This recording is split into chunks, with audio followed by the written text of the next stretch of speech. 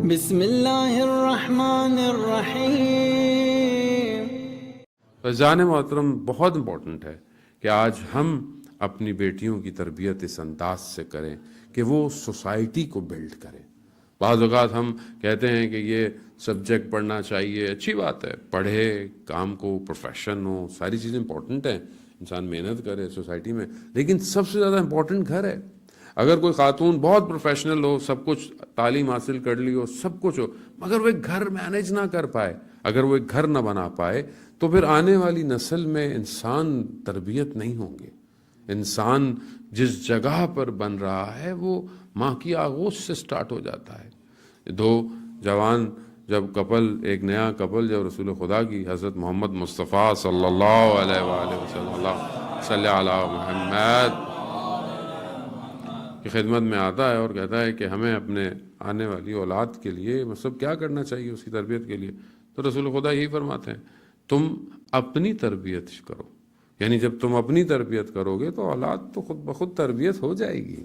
تو یہاں بہت ضروری ہے کہ ہم اپنی آنے والی نسل، اپنے آنے والی اولاد کے لیے انویسٹمنٹ کریں، ٹائم انویسٹ کریں، خوب علم انویسٹمنٹ کریں، سیکریفائس کریں، خوب ضروری ہے جس طرح یہاں بزرگوں نے سیکریفائس کیا، مولانا صاحب یہاں موجود ہیں، ان کی جتنی بھی جو سیکریفائس ہیں، جتنا انہوں نے کام کیا ہے سوسائٹی کے لیے کیا ہے۔ آپ کے پاس جگہ ہے، آپ کے پاس مسجد ہے، آپ کے پاس امام بارگاہ ہے، آپ کے پاس وسائل ہیں، مگر آپ کے پاس عالم نہیں ہے۔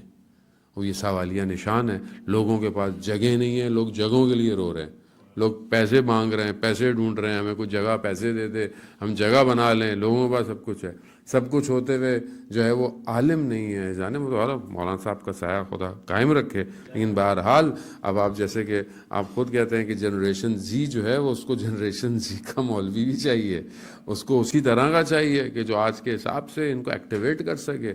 آپ نے جو زحمتیں کی، آپ نے جو کام کیا، بہترین کیا، اب ظاہر ہے یہ ٹرانسفارمیشن آپ کو نیکسٹ جنریشن کی طرف کرنی ہے۔ اگر یہ یوتھ ایکٹیویٹ نہیں ہوگا، اگر اس کو نہیں فیل ہوگا کہ اس کی یہ جگہ ہے یا اس کے لیے کوئی چیز ہے، تو اس کے بعد والی جو جنریشن آج آپ کی گودوں میں بیٹھی ہوئی ہے وہ کیسے مسجد میں آئے گی، وہ کیسے کام کرے گی؟ تو یہاں آپ کو خود انویسٹمنٹ کرنی چاہیے، سوچنا چاہیے کہ بہرحال اسباب تو خدا دیتا ہے، مگر جب آپ نے یہ بنایا ہوگا، جب آپ لوگ آئے ہوں گے 30-40 سال پہلے کیا تھا؟ کچھ نہیں تھا، آج سب کچھ ہے، اور ایسے ہی ہوتا ہے، ہر کسی کی زندگی ایسی ہے۔ انسان اپنی زندگی کی طرف دیکھے تو پیچھے کیا ہے؟ کچھ نہیں ہے۔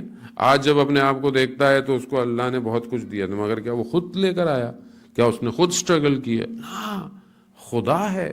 اگر انسان کا ارادہ سٹرونگ ہو، نیت اچھی ہو، تو خدا خود مدد کرتا ہے۔ تو بس انسان ارادہ تو کرے، انسان نیت تو کرے۔ جب آپ نیت ارادہ کریں گے، خود اسباب پیدا ہونا شروع ہو جاتے ہیں۔ تو بہرحال اس کو توجہ دیں، نعمتیں ہیں، نعمتیں یہ نہ ہو کہ چھن جائیں اور پھر انسان جو ہے وہ افسوس کرتا رہے، بلکہ انسان کو رول ماڈل کمیونٹی ڈیزائن کرنی چاہیے تاکہ لوگ اس کمیونٹی کو دیکھ کر جو ہے وہ اپنی کمیونٹی کو ڈیزائن کریں۔ انسان محترم، تو فارمیشن بہت ضروری ہے۔ جناب سیدہ نے یہ فارمیشن کریٹ کی۔ اب آپ دیکھیں جناب سیدہ زبان کے ذریعے سے اپنے بچوں کی تربیت کر رہی ہے۔ حدیث قصہ ہم سب پڑھتے ہیں، سنتے ہیں، کیسے بچوں کو ایڈریس کرتی ہیں، کیسے بچوں کو بلاتی ہیں کہ یا قرۃ عینی وثمرۃ فؤادی، اے میرے آنکھوں کی ٹھنڈک۔ اب یہ کیسے جملے ہیں، آپ دیکھیں، اور بھی بہت ساری حدیث و روایات کہتی ہیں کہ بچوں کو اچھے الفاظ سے پکارو، بچوں کو اچھے لفظ سے مخاطب کیا کرو۔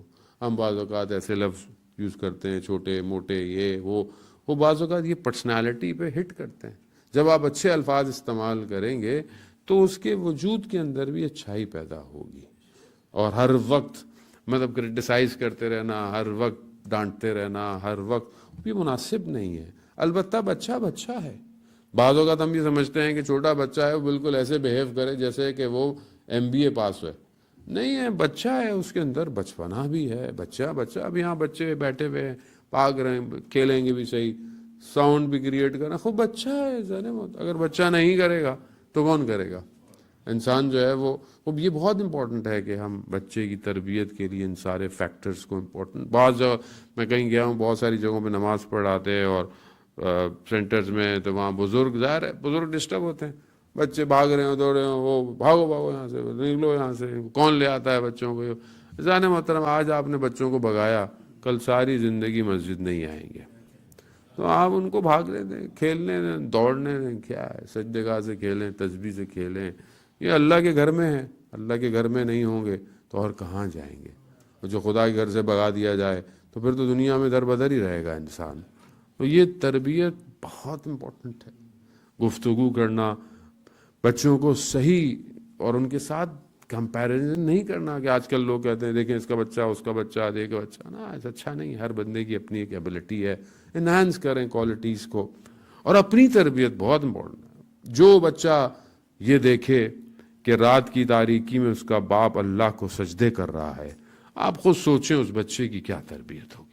جو بچہ خود رات کو اٹھے پانی پینے دیکھے اس کا باپ سجدے میں ہے اور دعائیں مانگ رہا ہے، گریے کر رہا ہے، کس طرح سید الشہداء نے تہجد کی نمازوں میں حضرت علی اکبر کو مانگا ہے، وہ بھی یہ جانے موت، یہ ایسے ہی ہے انسان اس وقت میں بچوں کے لیے یہ فیکٹر بہت امپورٹنٹ ہے۔ دعا بچے کی تربیت کے لیے بہت امپورٹنٹ۔ ہم بعض اوقات سمجھتے ہیں بچہ خراب ہو گیا، بچے تو دیکھیں حضرت نوح کا بھی نہیں آیا، کیا کر سکتے ہیں؟ اگر آپ اپنی طرف سے کوشش کریں اور اس کے بعد نہ ہو تو اللہ قرآن یہ ساری چیزیں بھی تو بیان کر رہا ہے، لیکن ماں باپ کی دعا اور وہ دعائیں دیکھیں کہ خود روایات بیان ہوتی ہے کہ امام حسن مجتبیٰ علیہ الصلوۃ والسلام، اللہم، خود امام فرماتے ہیں کہ میں نے اپنی والدہ کو اپنے لیے نہیں ہمسایوں کے لیے دعا مانگتے پایا، یعنی 40 ہمسایہ، 40 نیبرز کے لیے جو ہے وہ رات کو دعائیں مانگ رہی ہیں۔ امام نے فرمایا میں نے اپنی والدہ سے کہا کہ آپ اپنے لیے تو دعا مانگیں،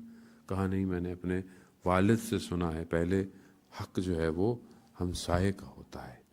ہم ہو سکتا ہے یقیناً آپ کے ہمسائے مسلمان نہ ہوں، کرسچن ہوں، کو ٹھیک ہے، بہرحال آپ دعا تو مانگ سکتے ہیں ان کے لیے، ہدایت کے لیے، لیکن کمیونٹی کے لوگ تو آپ ایک دوسرے کو جانتے ہیں، ایک دوسرے کو ملتے ہیں، ایک دوسرے کو دیکھتے ہیں، تو ہم ان میں کتنے لوگوں کے لیے دعائیں کرتے ہیں؟ کتنے لوگوں کے لیے دعا کے لیے ہاتھ اٹھاتے ہیں؟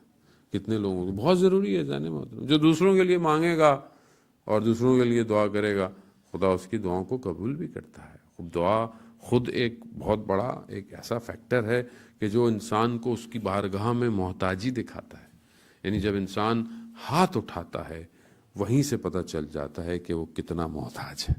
یہی چیز خدا کو چاہیے، یہی چیز خدا کو پسند ہے، اور خدا جانتا ہے ہمارے دلوں کے حال سے، خدا ہمارے ہر چیز سے واقف ہے، مگر پھر وہ چاہتا ہے ادعونی استجب لکم، تم مانگو میں تمہاری دعاؤں کو مستجاب کروں گا۔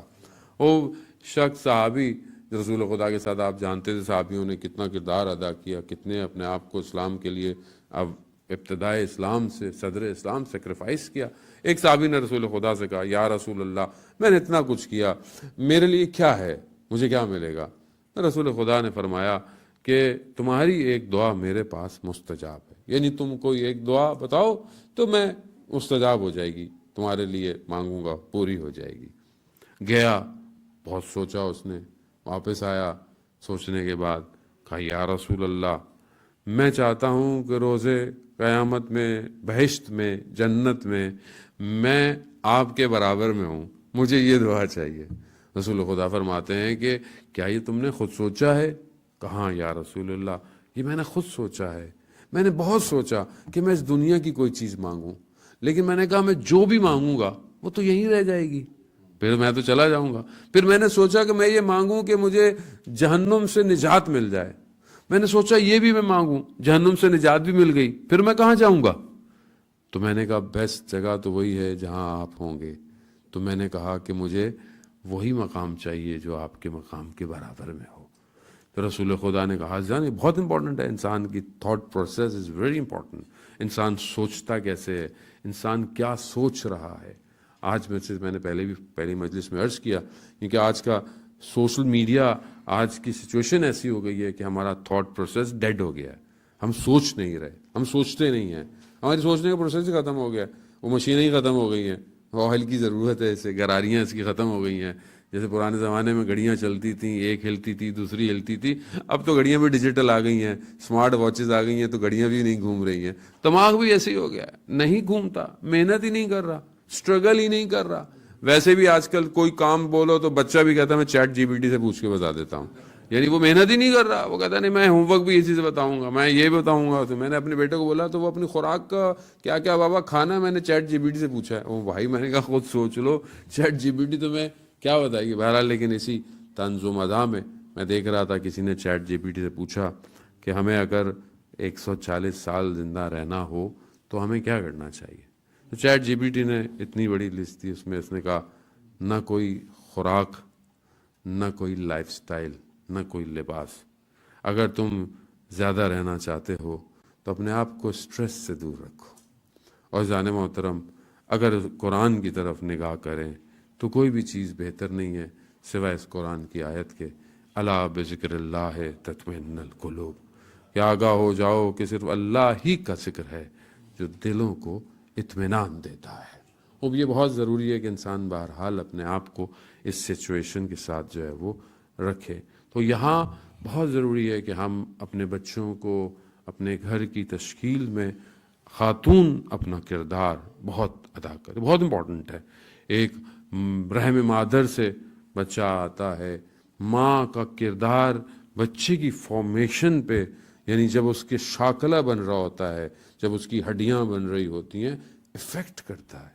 سول پہ اثر انداز ہوتا ہے, ماحول پہ اثر انداز ہوتا ہے.